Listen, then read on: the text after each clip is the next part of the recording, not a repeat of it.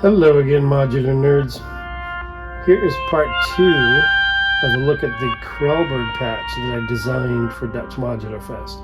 I am currently in London, near Hyde Park, doing some location recording for the third album that I'm hoping to release as a part of this trip.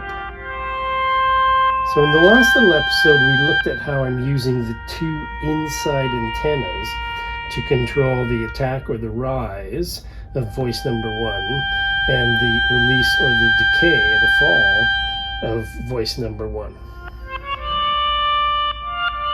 And I was explaining how if I can set a voice to start playing and then pull away from it, it'll sustain longer.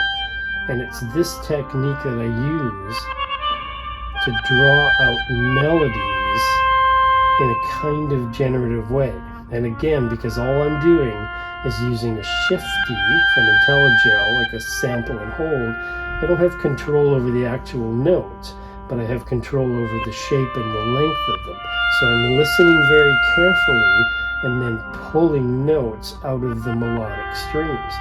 If I wanted to change the harmonic melodic content, which I do often throughout the piece, and it's part of what makes this a flexible patch, all I've got to do is play something different on the keyboard, and then the arpeggiator will start kicking that out. Then as I sample and shift register those CVs, I'll get those new pitches. So for example, I was kind of in a G minor with the flat 5.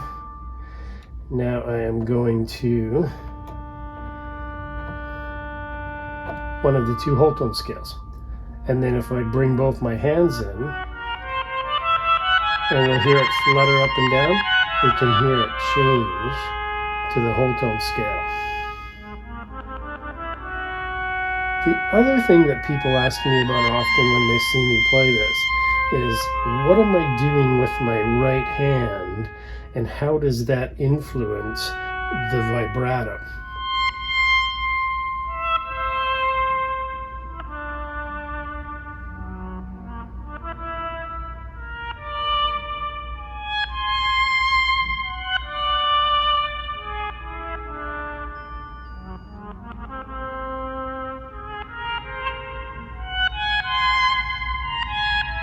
So keep in mind that for those of you, and I know there's some out there because I've met some of you who have actually watched all of the episodes of the Krellberg Variations, which is over 40 videos. But early on in the Krellberg Variations, I actually described this exact patch using joysticks, which is how I originally did it to test it, to see if it was going to work, before I started buying up Doepfer A178 antenna modules. So what I'm doing with the antenna, and it started out in the early days, the first version of this patch in 2020 that I designed for a trip to Estonia, was I was using an IntelliGel shapeshifter, and that oscillator has a really useful CV input for modulating the oscillator's frequency, but it blocks DC voltages. So that meant that if I plug an antenna in there, turn up the index a little bit, the modulation index a little bit, the steady voltages or slow voltages coming out of the antenna that I'm using to change the shape of the function generator doesn't affect the pitch.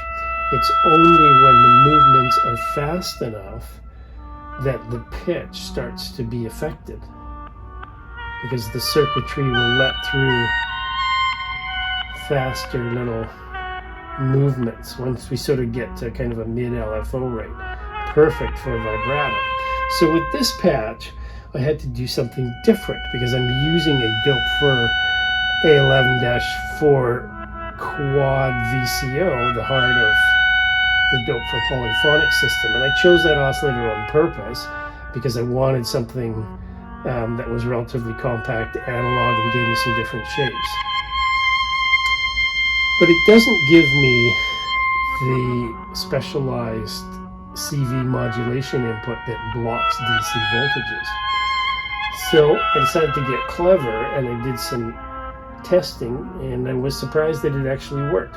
What I'm doing is I'm taking from this main antenna, and it's only this one that I'm doing this, I take a second output, CV output, and I run it up into a Doepfer. I've got 3 of them in this patch right now, a Doepfer A121-3 VCF, and it's their skinny little multi-mode VCF, a very useful, nice sounding module and not expensive at all.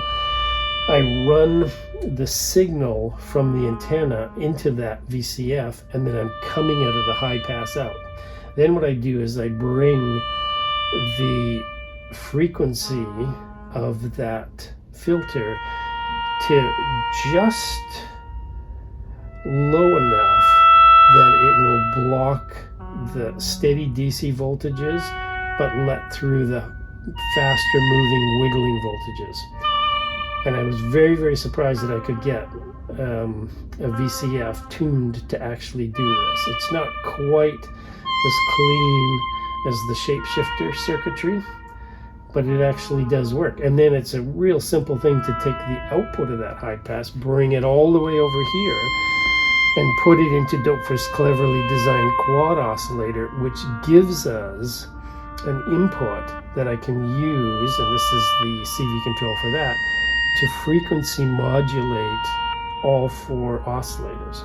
So when I bring in some more oscillators in my little test patch here, you'll hear how the vibrato affects all of the different oscillators, but we'll have a listen to that next time around. If you're seeing this video for the first time, please like and subscribe. I can certainly use more subs. I'm very, very close to finally getting to 1,000 subs. It's been a long journey, but I could really use your support. And we'll see you in a little bit.